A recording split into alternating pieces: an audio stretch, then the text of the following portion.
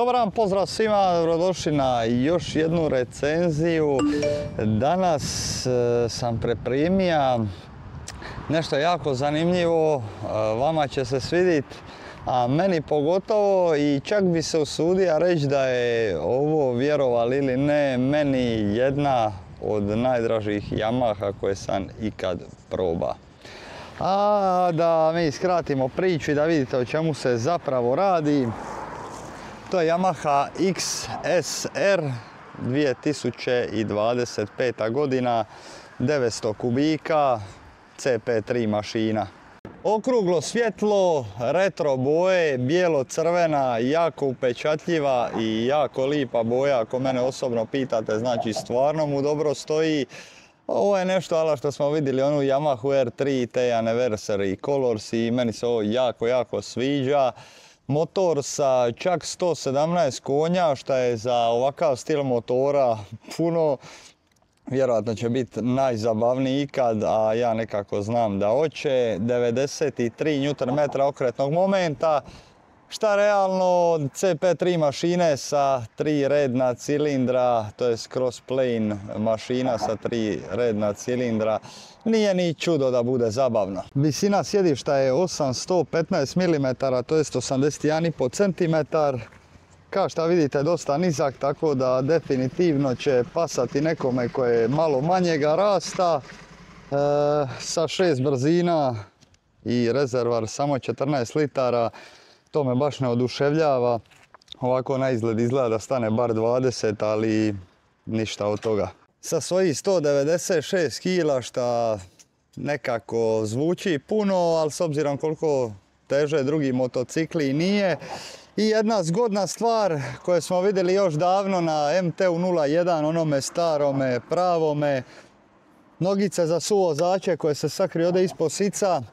Dizajn ove kukice i to stvarno meni se sviđa. A ova dole peka za kumpire od katalizatora 0 bodova. A ja bi sad prestao s pričom i idemo s malo provozati.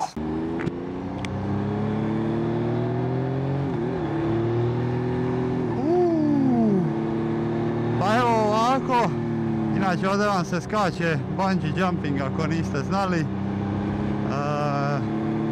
Ja bi rađe 300 na sat, 400, 500 na sat na motoru nego na bungee jumping, ne znam. Nekako mi ne uljeva to baš neko povjerenje. Evo ovako odmah da kažem, položaj sidenja super. Znači ovdje imam stvarno dosta mista za noge. Čak i ako stanem u sportski položaj, dobro se osjeća na njemu. Laktovi pa pomalo su uzdignuti jer je volan malo širi, nije previše zakrivljen. Šta je ovisno o vrsti vozača, ovisi naravno. Ovo mi je super, ova pločica XSR što su ovdje stavili, definitivno se osjeća i MT-ov gušt. I quick shifter, naravno, znači mašina je stvarno živahna, tu nemam šta reći. Ova današnja gužva je čudo. Malo je tvrđi, ono što primjećujem da su sidalo unaprijedili, iako mi se, jer sam sidija na onome prošlome modelu, samo sidija, nisam ga vozija i bilo je jako neudobno, dok ovo mi se čini dosta udobnije, iako mislim na nekoj malo dužoj turi da bi me bolila guzica. Motor također ima i bliper. Quick shifter radi besprijekorno. Zaboravio sam vam zatvoriti ventilacije da čujete šta bolje zvuk motora.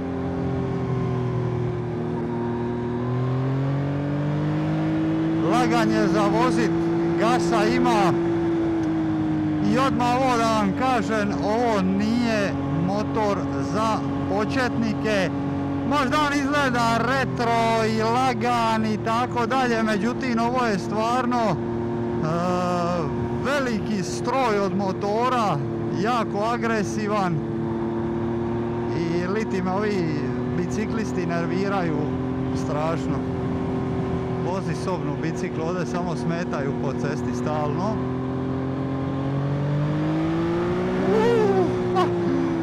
Stvarno je zabavan. Jedna zanimljivost što je meni odmah bilo drago, nisam siguran je li to i kod novog MT-a ovoga 2025.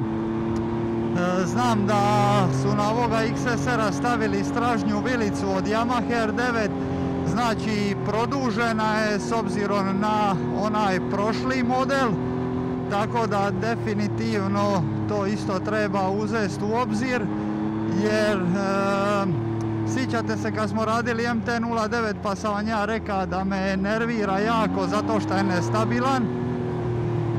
A nestabilan je upravo iz tog razloga, zato što ima kratki međuosojski razmak, jaku mašinu i onda tu dolazi do problema.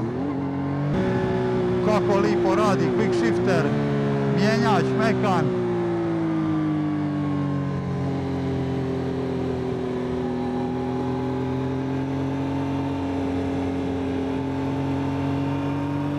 Fino.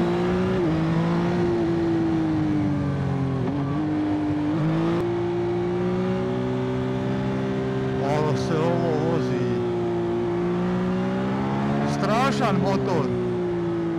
Ovo je pre zabavno, znači nisam se nadao ovome.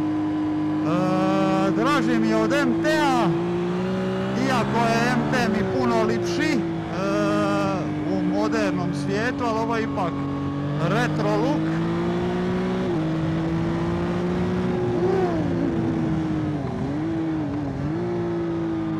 Zvuk ona klasična 3 cilindra, to sam nekako i očekivao.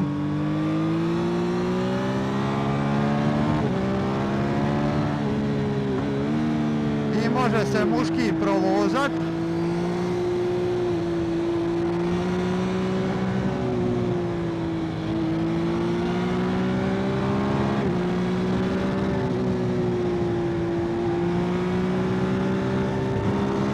Vibracije se osjećaju dosta i toga treba biti svjestan najviše na srednjim okretajima, a i na onim niskim i visokim također.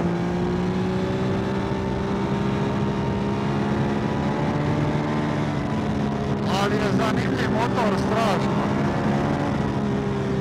Udari vjetra postojani, ali to je nekako i za očekivati. Za ovaj, ja to zovem cafe racer stil.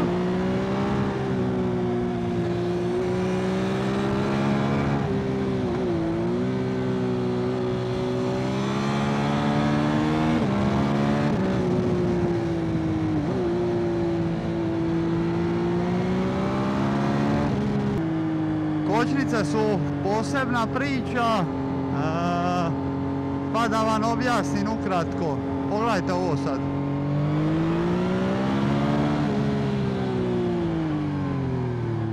Znači ima initial bite, znači onaj prvi ugriz.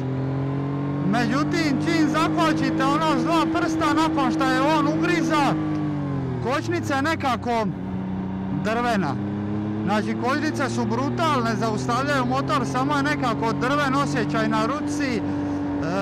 Vjerovatno zbog Brembovog kočionog cilindra, ali što se tiče snage zaustavljanja, tu se nemamo šta brinuti. Motor je dosta stabilniji nego MT-09, ne mogu govoriti za ovaj najnoviji model jer ga nisam probao, ali ćemo ga usporediti sa onim starijim MT-ovima, znači stvarno lipo drži cestu i pod punim gasom u nijednom trenutku nisam osjetio onaj dead wobble, iako amortizer volana je uvijek dobro došao. Dalje da se malo bacimo i na estetiku, estetski izgleda dosta dobro, ima TFT display i tako dalje, međutim to je sve ok, iako bi volio da su možda stavili neki kao ono old school TFT, ali dobro, nema veze, možemo i mijenjati izgled ekrana. ali to me baš sad trenutno i ne interesira. Retrovizori na volanu su super stvar i prekrasno izgledaju, sve dok se ne trebate provlačiti kroz grad ili malo urbaniju sredinu, onda to može predstavljati problem.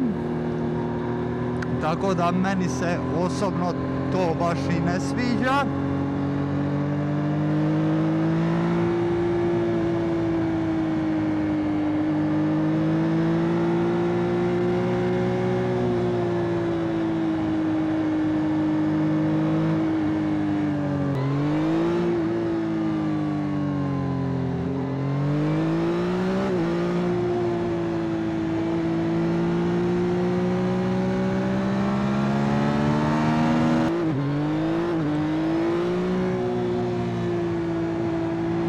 Visoki vozač će se možda osjećati malo smiješno na ovakvome motoru, ali to je nekako ono i bilo za očekivat, jer ipak je novi motor, ali je strašno zabavan.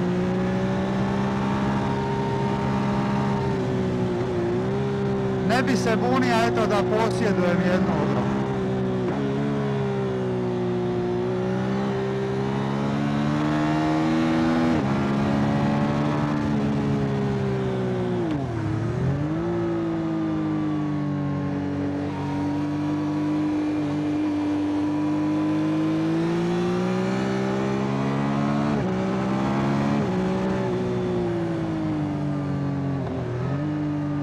Strašno se motor dobro vozi.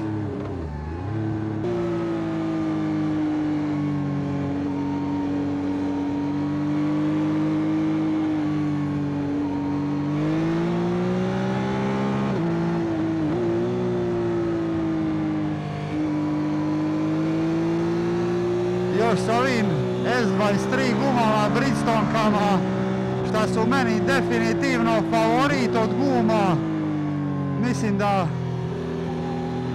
nema dalje.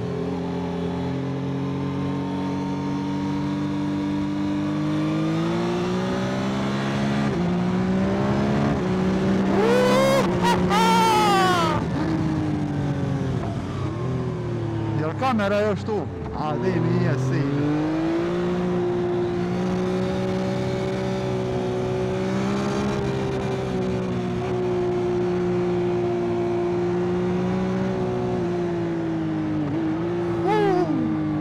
Zabavlja sam se dobro, stvarno jesam.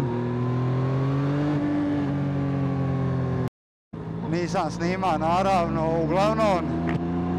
Šta se tiče ovjesa, ovjes velikoj većini možda neće odgovarati, meni odgovara zato što je malo tvrđi, a ja volim da mi je onako sportski ovjes. Međutim, ovo nije stil motora za sportski ovjes, ali s druge strane njegove performanse ipak govore da je, tako da čak sam se probao nešto malo igrati jer je podesiv ovjes sve osim dampiranja, to mi je malo žao. Smatram opet da za 13.000 mogli su staviti i to dampiranje, jer to je dosta bitno kod ovjesa. Ili nemoj staviti ništa ili stavi sve. Tako ja to gledam, ali meni ovo ono value for money top i uvijek će dobro izgledat. Cijena meni pristojna za motor od 900 kubika za Cafe Racera, pa ja sam zadovoljan. Zabavan je strašno, pogotovo zbog svoja 3 cilindra, naročito sada u zadnje vrijeme mi se najviše svidio onaj Speed Triple Triumph 765, međutim i ovo je dosta dobro. 765 je baš sportski naked i ja ga volim tako računat, ali dosta dobar, lagan za baratanje, znači s ovim motorom se stvarno možete igrat kako vam god padne na pamet.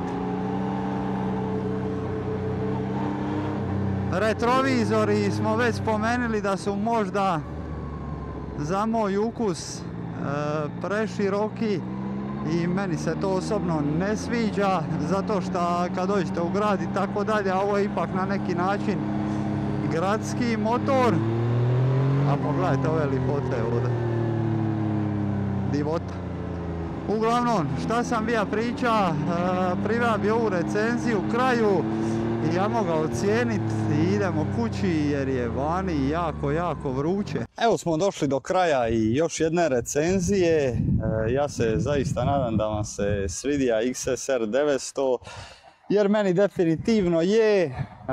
Prvo ćemo vam nabrojiti ono što mi se svidjelo, počevši od dizajna, 3 cilindra, jako dobra, i ono što bi MT-09 treba imati ovakvu ciklistiku, znači mora biti lagan.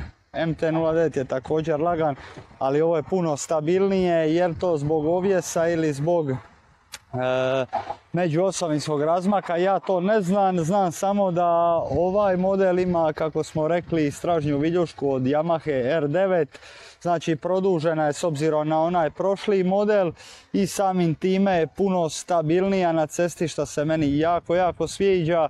Zaštita od vjetra, suludo je to govoriti za ovakvu vrstu motora, ali eto, osjeća se vjetar u prsima, snaga, linearan, lagan za upravljat, znači imate ono osjećaj da bi mogli leći do ušiju doslovno.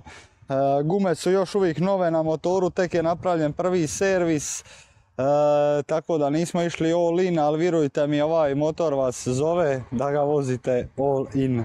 Stvari koje mi se nisu svidjele, kao nekakav gradski motor, preširok je naprijed za vožnju po gradu ili malo urbanijoj sredini kroz gužvu i tako dalje. Nisu mi se svidjele vibracije koje su najveće u srednjim okretajima, dok su u niskim i u visokim dosta blaže, ali se i dalje osjete. To mi se malo nije svidjelo jer se dosta osjeća na volanu i na štaflama, iako sam u čizmama, to jest ovim patikama za motor i tako dalje, tako da mislio sam da toga neće biti.